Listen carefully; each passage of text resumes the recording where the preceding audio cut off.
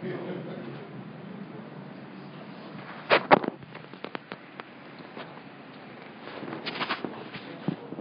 everybody.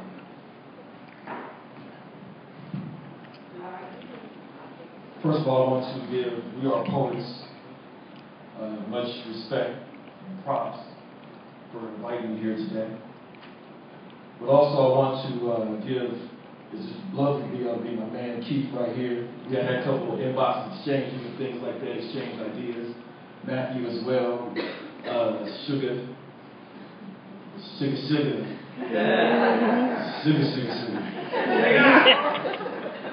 She's hot. You know. And everybody else that's here as well.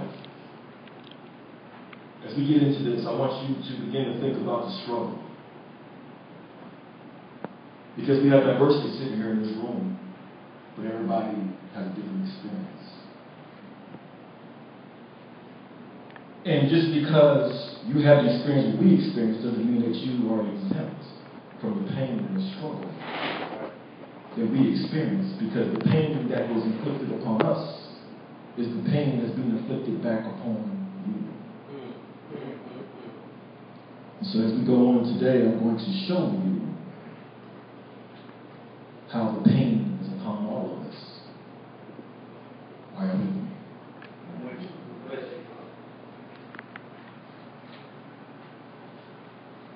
I'm here with all these poets in here, so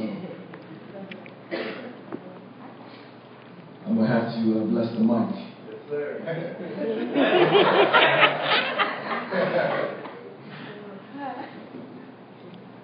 But before we get into this, I want you to think about Mother Africa. I want you to think about if that was you in the land with your family, and people set up traps and begin to trick you to make you think that they were trying to befriend you. And they begin to snatch you and place you on the ship for trade. Think about the Middle Passages. Think about all the individuals sitting in diarrhea, urine. Think about the screaming and the howling on the ship as human bodies are being dispersed and being marketed for to build another man's economy. Think about it. Because if you think you're exempt from that experience, then you're a part of the problem and not part of the solution. Come on, man. Say that. Tell the truth. I'm a black man. A voice that is suppressed. I'm a black man fighting against invested dollars that are financing tactics to keep me stressed and depressed. Ask the judges about receiving incentives for my incarceration. Yes, ask them about the lockup quotas set by the private industry. Say that. Ask about the lockup quotas that's set by the private industry. I sit here like a lab rat, stagnated in the stage environments that are designed to cause me to be stressed. My religion was engineered to program me to call this BS blessed. I'm a black man with breath. Can you feel what I feel? Can you see what I see? I'm a black man who felt at one time at age 28 that was going to be the time of my death. I'm a black man. I'm a black man that had to hide my fight even when I knew my days weren't always bright. Yet, I fight. I'm a black man that suffered from the system trying to restrict my potential. I'm a black man that must overcome the assault against my mental. I'm a black man that must fight through systemic obstacles preventing me to gain access to capital. So you understand that means there's no investment dollars to be able to put in our own economy to begin to work to elevate us to build what we need to do. Because so many restrictions from the banking industry to keep us prevented from making moves. Are you with me?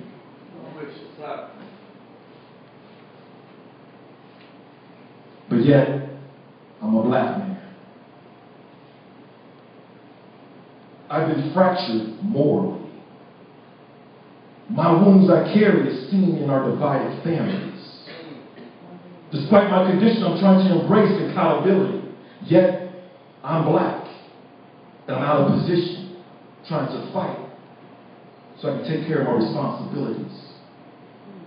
I'm a black man fighting stereotypes that says I am guilty. I'm a black man fighting against stereotypes that says I am guilty.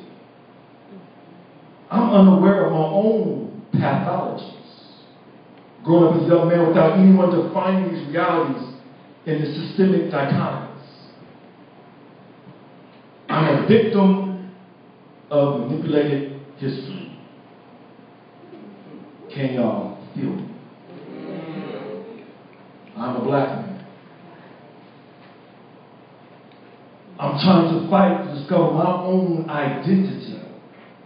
Because someone robbed it from me. But yet, I am a black man. I'm still fighting, but I realize I'm fighting blindly. Because someone manipulated my history. And because of that, they removed the emotion. So I stand fragmented. Standing looking at my people, lamenting. But yet, I am a black man. Can you feel me? I'm being subtly recruited to join the prison family. Say that. I often feel like the woman no longer loves me. Can you feel me? I'm a black man. I'm even prey to the system of divide and conquer. I fight like Kunta, resisting the system trying to conquer me. Cloaked slavery. Yet, I see. One thing for sure, they won't strip me. They won't take the fight out of me. Because I am a black man. Why? Because they fear me. They fear me speaking to my community. They fear me rebuilding the family. They fear me. Yes. Rebuilding our women energy. They fear me investing to the economies. They fear me embracing diversity. They fear me rebuilding our own economy. They fear me because I will liberate those that are inside the prison family. They fear me because I am a black man. They fear my oratory. They fear that I will tell the true story. They fear me organizing politically. They fear me creating programs that elevate our children educationally. They fear me because where I stand spiritually. You better say that. They still fear me because where I will uplift people at and where I'll bring them back into their own place so they can be elevated spiritually. Because I am a black man. They fear me because I'll promote intra and interracial harmony. Yes, they fear me because I will diffuse things racially. Yes, they fear me because somebody will lose their invested money. All right. You better tell it. Say that. For real. They fear that I will become the source to our children's new beginnings. They fear the black man because we will help our children to rise socially. They fear the black man because our children will be removed from systemic dependency. No, dependency means that it takes away the jobs from the agency. They fear the black man because we will teach our children how to function domestically. They fear the black man because we are the community solutions to our own poverty. I'm a black man, and be to it known they fear us because we can restore the family. Amen.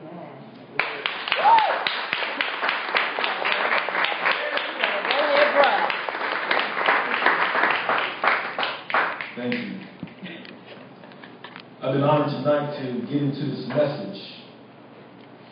And I want to be clear, if I begin to seem like that I am too revolutionary. I know. I want you to understand that as a black man, we have our own experiences. As a black woman, she has her experience. As a culture, we have our experience. And we help build this country. But we've been removed from the privileges to partake in the legacy that America sells us on.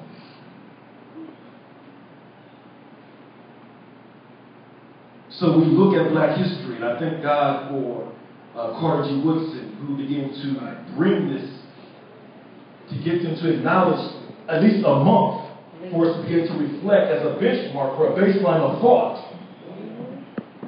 to begin to understand where we were at, to where we're at today, and where we are going.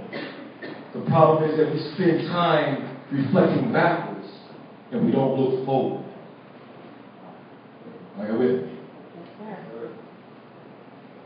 It's interesting that we mentioned Dr. Martin Luther King, and he was talking about his economic message. And the reason why you don't hear a lot of people talk about that is because you hear about everything what King was doing up to 1965. But we don't talk about the gap between 1965 to 1968.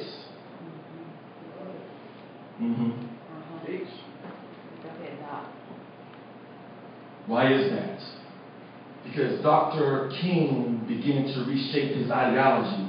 He began to look and began to see behind the hows and the whys of the experiences that we were going through. And he began to tie things together to begin to understand the plight that was set against the black man, the black woman, the black family, the black community, but also against the poor whites, who were disillusioned to realize that they were exempt, that was above the black experience, but they were just a part of it.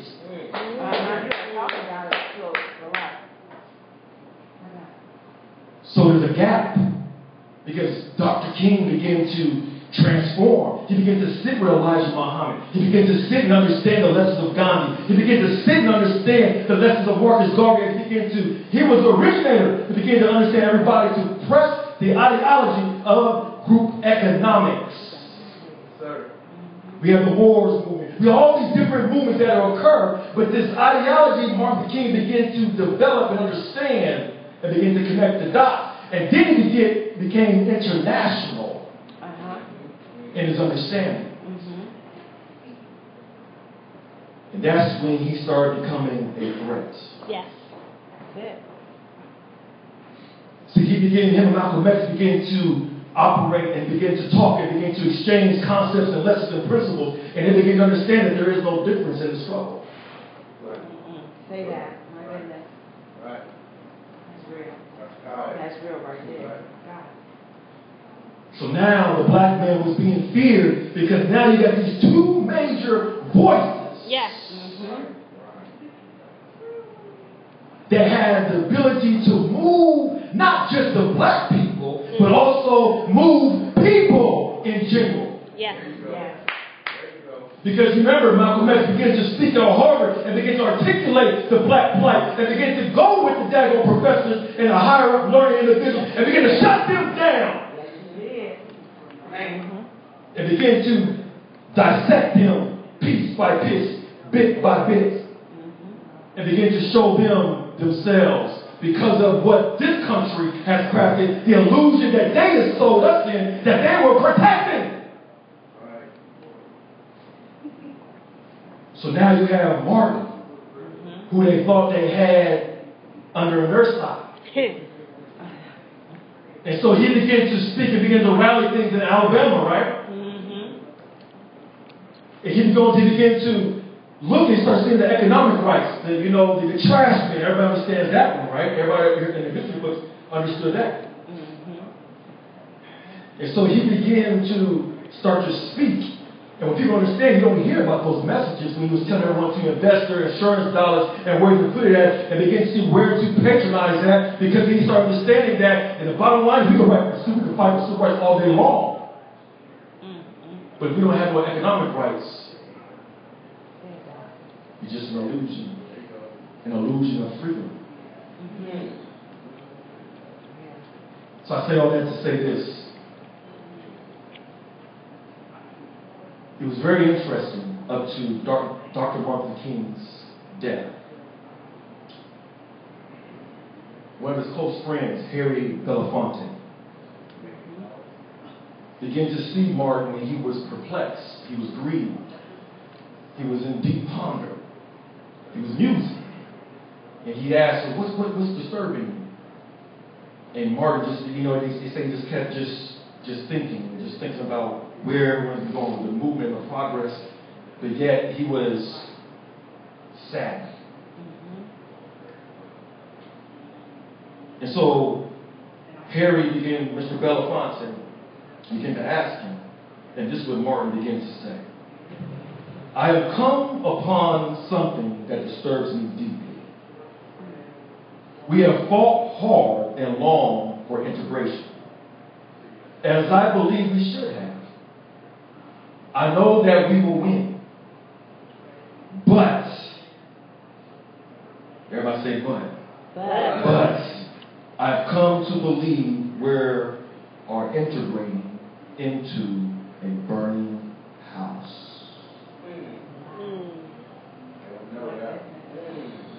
I'm going to say this again, this is Dr. Martin Luther King.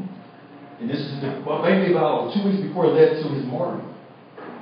So this is like one of his last words that actually was prophetic. He says, but I've come to believe we are integrating into a burning house. I'm afraid that America has lost what moral vision she may have had. And I'm afraid that even as we integrate, we are walking into a place that does not understand this nation needs to be deeply concerned with the plight of the poor and disenfranchised. He was talking about the oppressed. Until we commit ourselves to ensuring that the underclass is given justice and opportunity, we will continue to perpetuate the anger and violence that tears at the soul of this nation. This was Dr. King in 1968, before he was murdered. I stand here and I ask a question: what did he see? This burning house. He was perplexed because at all think of the whips, the dogs, the rapes, the hangings, the murders, all this perceived progress is happening on the national news. And he's sitting over here with his friend, grief. All he can see is a burning house. He was already assured that they're going to win by getting the laws changed to act that everybody has to integrate. But he began to see beyond the integration. He understood we had no plan on how to function when we were able to have access to integration. That's why we see things about the Black Wall Street. That's why we see about the moms and pops. That's what's so about the taxi cabs we used to own. That's what's so about the juke joints. All of them begin to fade away because we bit the poison. Say that. Of the dangling carrot American dream. My God. It was Daniel's story, brother. Daniel. I carried the horse, keep chasing the carrot, I can't get it. There's a burning house that's talking about that. Because see, everybody's involved with the burning house. Are you with me? Yes, sir. One aspect of the burning house is the subliminal indoctrination that changes the perception of ourselves. Let's look at, they did a test on CNN, the doll test. Anybody hear about that? The doll test. And they begin to test the young black children, the young white children, and they begin to understand that both of them begin to favor more of the Caucasians. Yeah. Yet we stand in 2014, laws are favorable for us to be able to, for us to be free and have certain freedoms, but yet there's still a psychological attack that still has a preference of someone else beyond your own. The message we're going to deal with today is called providing for our own. This is part of the burning house, the psychological engineering that occurs. For anyone that wants to look at it, look on for CNN. Actually, Margaret Beale Spencer, she led the pilot study of that. Actually, that same test was done in the 1940s, which influenced for the bill to have integration for schools, because they can see the effects of segregation. That's why we're able to function together in the schools like we do today, Brown versus Wade, right? That influenced that legislation. Are y'all still with me? The other part of this burning house is the political favoritism. Hey, now this is including everybody. Are y'all with me? The political favoritism. I'm going to give you something really to think about how Congress, how the House and the Senate is set up. Talk about it. First of all, before I say this, do we understand that like the top 10% owns the majority of the wealth in this country? Yeah. Talk about it. Do we understand that? Yes, sir. Okay, freeze that in your mind as I begin to talk about this political favoritism. Are you with me? Yes, sir. I'm not going to be long. I just want to have a fireside chat about the burning house. Okay. Right? Yes. The top 10% of the wealth holders in this country dominates legislation and policy creation. The top 10%. Someone said, I don't know. Okay, well, check this out. There's 435 seats, right, in Congress. Okay? Are you still with me? Yes. 357 of those seats are occupied by the top 10%. Wow. Okay. 357 of those seats are occupied by the top 10%. Out of the 435 seats.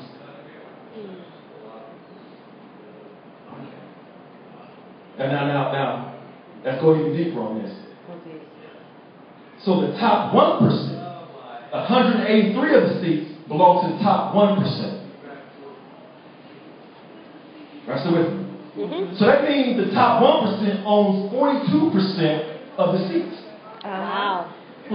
That's real life. Okay? Notice I ain't talking about black or white right here, right? We're talking about economics and power. Yes. Yes. There is no black. Right, that's the illusion. Right? Now, let's go to the other part. You have the next 9%, 174 of them occupy the seats. So they own 40%. You follow what I'm saying? So that means 82% of the seats that are in Congress are occupied by the top 10%. Martin saw this. Yeah, he was on it. He was on it. Malcolm saw this. Elijah Muhammad saw this. I got some. Now check this out. Let's talk about the Senate. All right, there's 100 seats in the Senate. Okay, 83 of those seats is occupied by the top 10%. You all getting that? So that means 83% of the seats. That's something to think about. Right? Therefore, this burning house consists of silencing the voices of the oppressed, of the middle class, and distraught, and the disenfranchised. Right? Some of the old political framers begin to make Adam Smith, who's, if anyone read the book on The Wealth of Nations, he began, I'm going to paraphrase what he said. He basically said those that are in power and that has the wealth need to protect themselves from the poor. And they should be running the country. Wow.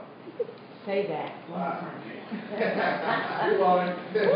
Okay. So I don't believe that. Well, you better go read Adam Smith, Wealth of Nations. One of the major economic framers began to shape the ideological, the political, and the economic ideology in this country. And how many understand that politics and economics kiss each other? Yes. Yes, big time. Another part of this burning house is the increase of surveillance, right? We're going to a closed society because everything's exposed. So now our privacy is being violated. We don't understand right now, as we speak, they can see us from right here, from space. Trust me. That's real. They watching you, Satori. Be careful. No. For real. On the radar, for real. Then, okay, we're talking about prison, right? In this burning house, the mass incarceration rates. Now check this out. Understand something. America only makes up 5% of the human population globally. But yet is responsible for 25% of people being incarcerated. America leads the world in incarceration. That's a travesty. My God. The world? The world. Now check this out. So that means there's roughly estimated 700 prisoners for every 100,000 people are in prison. Are you still with me? Now let's talk about the blacks. Because as of 2009, it is continuing to increase. It was at 39%. My man talking about 38%. I got the, right now it's 39%. And it's continuing to grow. Because we had 2014. So check this out. So 4,347 people out of 100,000 people of the same race and the same gender are in prison. Talking about the black man. Follow what I'm saying? Then the Hispanics, which makes up about 20%, and theirs is growing as well. But it's like 1,755 of them out of 100,000. That's a lot. That's a lot. You follow what I'm saying? That's a lot. Now, the deep thing about understand is that the African American makes up about right up under 14% of the population here in America. But yet, about 40% of us are in prison. The Hispanics is about 16%, and they make it about 20, maybe a little 21, 22%. All right, so this is the burning house that Dr. King foresaw. The higher unemployment rates among the minority. Can't lie, statistics speak to it. Especially when the economics go down, so especially, look, we right here in Urbana and Springfield, and when the economy got bad, who got hit hard? Wow. Come on now. That's real talk. Go ahead. There's also the wealth disparity that all of us know of, right? Think about the gentrification that's going on in the urban areas. In other words, making everything devalued so they can go in and seize the land and begin to rebuild it up and then freeze you out. Not just blacks, but everybody.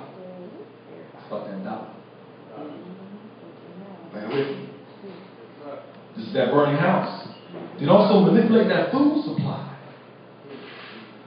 Mm-hmm. And the increasing divorce rates.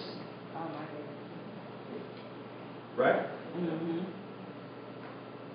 This is the burning house that Dr. King foresaw. Now, the solution is this. And many of those that reads the word, there's a scripture that says, I'm going to give this to you real fast. And it says, but if anyone that does not provide for his own, and especially those in the household of faith, he has denied the faith and is worse than an infidel. That's the word. An infidel is someone that is not trustworthy. Infidel is someone that has no credibility. But it said worse than an infidel. What does that mean? That means when we do not provide for our own, we become a social contaminant. And that means we become toxic to ourselves. Because we refuse to be charitable with ourselves. We can't improve the economics until we provide for our own. We cannot improve the incarceration rates until we provide for our own. We cannot rebuild our children until we provide for our own. We cannot elevate things socially until we provide for our own. That is the solution. That is the solution. The action steps we need to do is learn how to set a campaign for ourselves, how to teach ourselves how to love ourselves. There you go. How to love one another. How to understand entrepreneurship. Yes. Right? Yes. Understand family building. Yes. Right? Understand how to interact among your own and with outside individuals. Because we have to embrace diversity. As African Americans, we cannot see it and take our plight we've been through. Right. And then project that same atrocity back onto society. Exactly. Oh my goodness. Because all you do is perpetuate the same cycle. Yes. Are you following what I'm saying? But it doesn't mean we don't exclude our own needs as a culture. Because we look at the word own, I'm going to wrap this up. The word own simply refers to, you have an ethnic culture, and you also have a culture. Alright? So ethnicity connects us like skin color. But also you have a cultural community. That's what I want to say. You have an ethnic community, you have a cultural community. The cultural community is value systems, the principles we all pray. All right? The accepted social expression that we all are in agreement with. See, we understand this. We all of us sitting in here, and we all the black people here together, but we all might have a different cultural expression. Yes. That's real. But we share the same ethnicity. But we can put every Caucasian or Hispanic and everything in here, and we might have the same cultural expression as them. The point I'm making is that we have to not bite the bug that the system puts in the system for us to sit there and think that we have to be separate to the point where we exclude others. Because we don't do isolate yourself into the burning house that already exists. The power is begin to connect with everybody, but still be able to provide for your own. Yeah, there you go. That's good.